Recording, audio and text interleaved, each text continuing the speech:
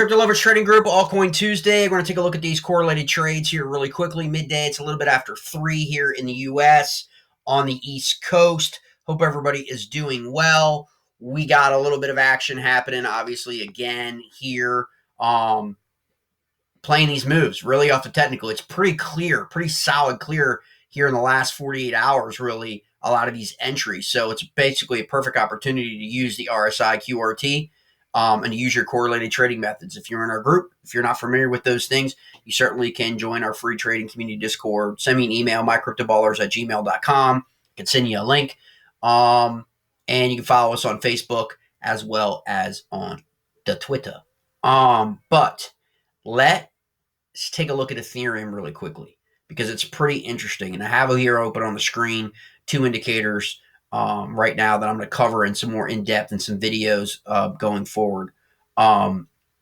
Just because I know there's been a lot of people with a lot of questions on, like, what's out there? What can I use to really make me, understand more about these price movements, support bands, resistant bands, where are they coming from, conversion lines, all that stuff, baseline, trend lines, all that stuff. And so be on the lookout for that. But we're going to talk about Ethereum here really quickly, and I think it's kind of interesting to take note as to what we see happening here.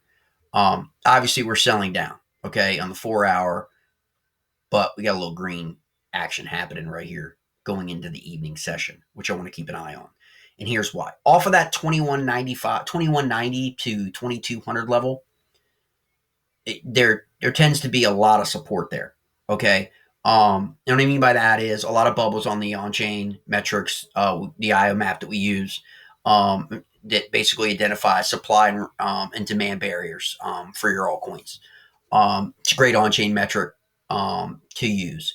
It's basically we call IO map. It's called in and out of the money. So it shows you how many people are out of the money in Ethereum, in the money in Ethereum, how many are kind of at the money at break even, and it gives you that understanding of buying and selling, right? Because we're trading behaviors. So it's nice to know what the behavior is, what someone paid for Ethereum a week ago, a month ago, 6 months ago, a year ago. Okay. How many active addresses? How many have been holding Ethereum for more than a month, more than 3 months, 6 months, 12 months, right? So that's what you want to use. That's the game. Okay. And so what's interesting to me taking a look at Ethereum now, obviously we popped in at the 2173 channel again. We've been in and out of Ethereum now 3-4 times. Okay. So we got in there and we're obviously up here. It's now 2236. So we're above the area that I'm talking about because we're in the middle of this. We actually got down to where I was talking about here. Okay. In the last 4-hour wick. But this is the area that I'm interested in that tells you, okay, what if? Okay. And this is how you have to play resistance levels and support levels from the perspective of a leveraged trader. What if Ethereum breaks that line? Okay. What if it breaks its next barrier on its IO map? How high can it go, right? That's what everybody wants to know. How high is it going to go? How high is it going to go, right? It's going to fill this area. Okay. Now, you have top end resistance right there. Okay. So that's already set. We already got that high on the 26th and the 27th. Okay.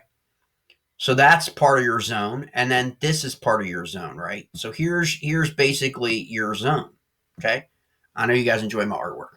I should get my daughter in here to do this stuff because it's like crazy artistically.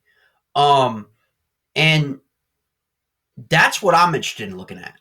Okay. Now you can play like I pull right on the resist support level. Boom. RSI signal. Boom. Okay. When you get used to like doing that and you get a bunch of wins under your belt and you feel comfortable with doing that, boom. That's why I recommend it on the BexPlus exchange, which we're on right now, which is a 100x only exchange. I want to reiterate that. It's not financial advice. This exchange is not for everybody, but it has a simulator. Okay. And that simulator is great for you to do these things and practice and learn to test your skill level at calling an entry and calling an exit.